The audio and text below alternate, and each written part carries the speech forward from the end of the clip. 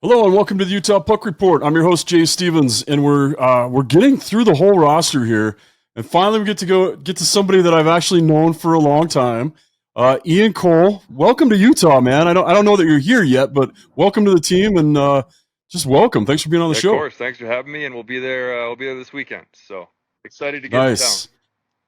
Hey, have you been here before? Have you been to Utah before? I've been to Utah a couple times. Yeah, actually got some family in the area, so it'll be really exciting to get to town. And I mean, obviously the hockey aspect's exciting, but then also being close to family will be great. That's your brother-in-law that lives here? Sister-in-law, and then in-laws as well. Okay, very cool, very cool.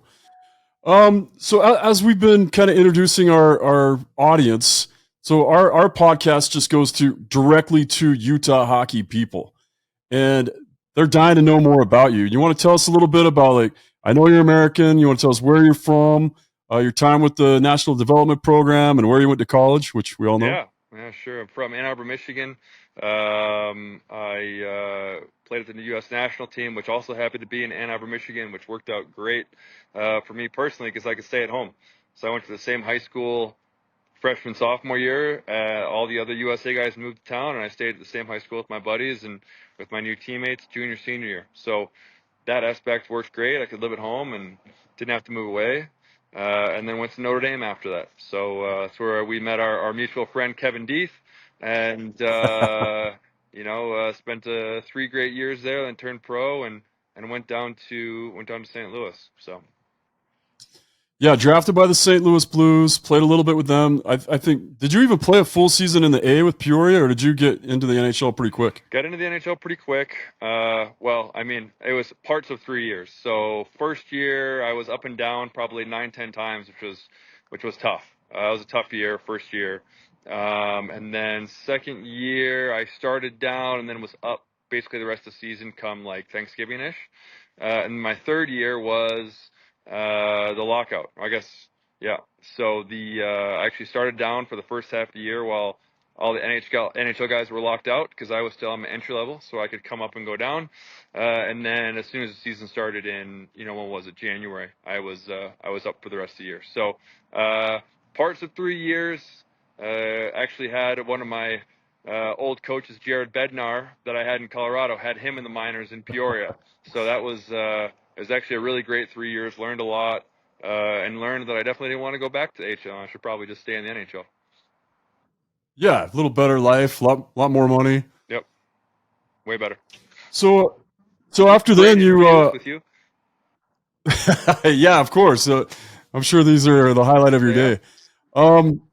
Talk to us a little bit about your time in Pittsburgh. That had to be amazing. Back-to-back cups, and was it back-to-back? It was 16 and 17, right? Yep. So back-to-back cups. Really great time in Pittsburgh. Awesome people, awesome city, awesome fans. Really a really close-knit, great group of guys in the team, and really got taken care of extremely well there. So it was awesome. It was an awesome 4 years there. Had a ton of success, obviously, on the ice, and loved my time off the ice. So I can't say enough great things about Pittsburgh. Yeah, that had to be amazing, and to win cups. When you tell me about the first thing you did when you got the Stanley Cup, was it just with family? Was it, or is this a not safe for work conversation? No, it was. You know what we did the first time I had it, the first year, is I took it to breakfast. I took it to breakfast at one of my childhood spots. We used to go to a bunch in Michigan. Took it to breakfast, just set it right on the table. Didn't tell them we were coming, just got a reservation and just sat on the table and just was eating, French toast and pancakes and waffles, and just had it sitting as a centerpiece. So it was really great. It was a ton of fun. Did a lot more stuff after that. We went to the Children's Hospital. We went to the local rink and did like kind of a meet and greet there. And so it was a pretty full day on top of all the dinners and parties and whatnot after that. But a really special day, and I got to share it with a lot of people in the city of Ann Arbor. Yeah, so tell us, that had to be magical. I've been lucky enough to be a part of 3 Stanley Cup parties, and every time it's just unbelievable. It's so cool just to know that you're part of that now, and well, for whoever won it, but just to be around such a legendary trophy is amazing. what can the fans of Utah expect from you and your play? How would you sum yourself up? Oh man, hopefully good play first and foremost. I get overly specific, but listen, I mean, I think in today's NHL, you got to be able to do everything, right? Like you can be a more defensive guy, but you still need to be able to make plays when they present themselves. Not everyone's going to be Quinn Hughes as a defenseman, but you still need to be able to execute on those plays. The same can be said for if you're an offensive guy, right? You need to be able to defend. You need to be able to play defense. Gone are the days of the purely offensive guy or purely defensive guy. Everyone needs to be able to do everything. So, I'm a little bit more of a defensive guy, certainly. Not going to run a power play, but at the same time, we need to be able to create. We need to be able to get out of our end quickly. We need to be able to get on the offense, join the rush when the opportunity presents itself. So, I would say a well-rounded, defense first, but two-way defenseman would be the best way to describe it. Yeah, and you're mid 30s now. What are you, 36, Whoa, whoa, 35, whoa, whoa, 36? 35. Come on. 35. So a fresh Yep. 35. And now it gets, we bring you in, and kind of the anticipation is not only are you going to be a leader on the ice, but you're going to be a mentor for some of the younger D-core. Is that something that you realized was happening in your career, that now you've got all this experience, you've been in the NHL for a long time, and now we need you as a defenseman, but we also need you as a mentor? It's an interesting transition, right? Like you go from being, a quote young guy in the league to quote being an old guy in the league really quickly. It's amazing how from age 27 to 29, all of a sudden you get old.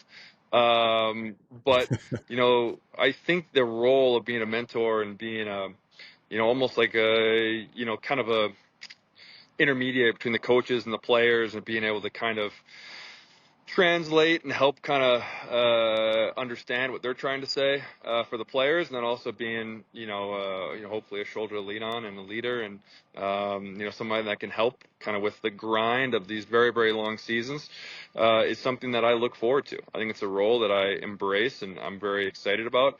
That being said, I wouldn't say that is solely my role in the sense that I can't play anymore, right? I think my past 2, 3, 4 seasons have been some of my best hockey I've ever played.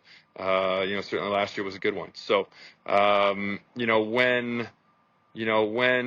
you want to be known as a cerebral guy in your play, all the experience that you've acquired over the years helps you make better reads and just be a better player, in my mind. So, I don't think my game is slowing down at all. I don't think my ability to play in the NHL is slowing down at all. So I take a lot of pride in that. I take a lot of pride in the continuity of my play.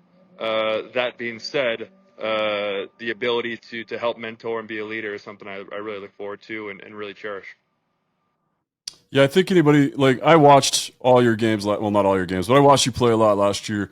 And anybody that had the opportunity to watch you play with Vancouver, I don't think anybody doubts your ability in the NHL. You're clearly it was always told to me. Well, JP Parisi used to tell me, you want to know who the coaches have confidence in? Look who's put on the ice after they score a goal, or when they're scored on, or when you score. Yep. Because that next face-off, that next draw, that's the important part. And with Vancouver, you were on the ice and you were everywhere, blocking shots, just playing like you're 19 years old, and so yeah, like, you're a huge add to the team. When I heard you were coming here, it was I was just like, man, that's perfect. That's exactly what this team needs for all reasons. Like you just said, you're a two-way defenseman. You're very cerebral in your play, and I remember, and I just talked to Kevin a minute ago. In fact, I talked to Kevin Deeth, and I said, all right, give me the dirt on this guy. And he said, man, the only thing I can say about Ian Cole is that he's one of the best fathers I've ever seen, best family man, and you can't beat him in the locker room or in the gym.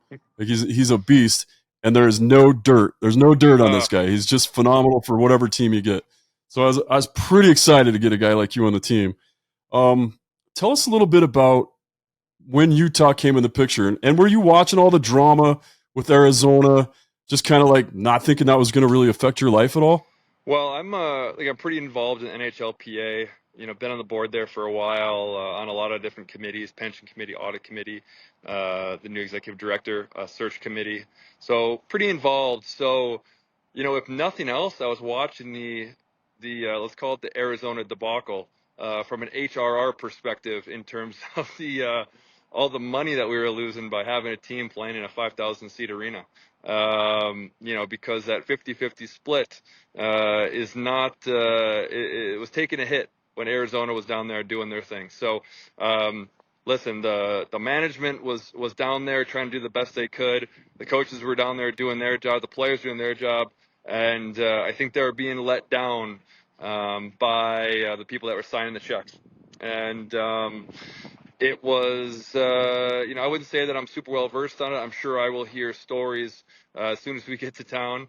But Yeah. but I do know that the bones of the organization in terms of the management, the people that were there working in the front office, the coaches and the players, we're all pulling their end of the bargain. So I use the word debacle carefully, but I think it's an accurate description. Yeah, it fits.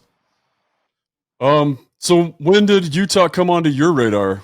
Did you think like, hey, there's a whole new team? Did you reach out to them, or did they just come after It's you? one of those things, right? You're a free agent.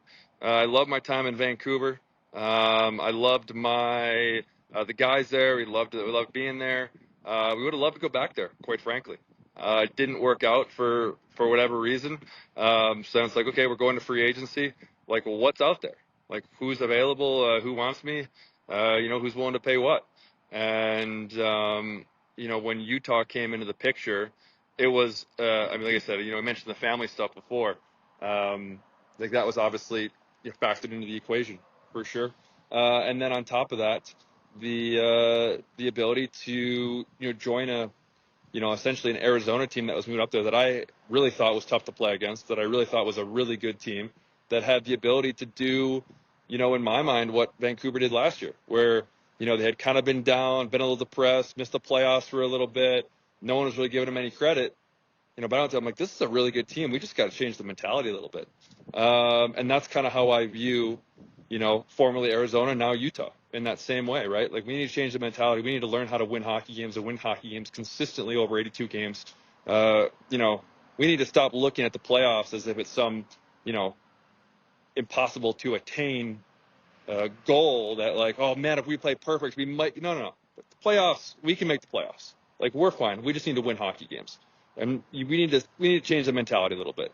And I know that some of the guys, that we brought in this year are trying to help with that. Sergey's had a ton of success. It's the signing from Florida's had success. And it's something where, we need to be able to change that mindset a little bit. And I think that the team will put a much different product on the ice. Yeah, I think so. And when you change out 50% of your decor and bring in guys like you and Sergachev, like, obviously you guys are going to be, that's going to create that stability that hopefully you're looking for. And we talked about your veteran leadership. All right, so here's the big question, and I've asked a lot of people this question, and it goes, it's all over the place. You've seen what we still have are the 6 final names for the team. Right now, we're the Utah Hockey Club. Jerseys are pretty sick though, and the name's growing on me. I got the hat, like I'm down. I like the logo, but out of the 6 names left, do you have a favorite? Does your wife and kids, do they have a favorite? We haven't discussed it at length, so can't say if they have favorites. And ultimately, like, I think it's going to come down to a fan vote, right? Or have they already? Yeah, it's a fan vote. Yeah. So ultimately, whatever the fans want, I'll be happy with for sure. I will say there's something. The Utah Yeti rolls out the tongue very nicely, just from a linguistic perspective, if you will. Yeah. Every player I've interviewed has said Yeti, except, Josh Doan was kind of back and forth. He liked Venom and some of those other things, but you guys seem to be pretty united, whether you plan it or not. Everybody seems to be united on Yeti. Yeah, well, you know what? I actually haven't spoken to any of the guys past a welcome text message, and haven't talked team names. So I think that's I think there's something there. Yeah, I think there's something there. Whether I want it to be or not, that's all good. Are there guys on the team that you've played with before? I played with Kerfoot in Colorado. I played with Bukestad in Minnesota, and then obviously played with Sergey in Tampa. Awesome. Yep. Awesome. Well, Ian, I know you've got a lot going on, and you've got your family with you, and I don't like you and I got to sit down and do a long podcast and talk about Heck everything. yeah, man. Love to. And Love to. yeah, we're excited to have you in. Welcome to Utah when you get here. I think you're going to love it. This is a great place to raise your family. It's beautiful here, as you know, and I'm glad you got family here. Anything else you want to say to the fans of Utah before we let you go? No, just excited to be there. Excited to get to work and get the season going. Yeah, we're excited too, man. Well, thanks again, and that is the Utah Puck Report.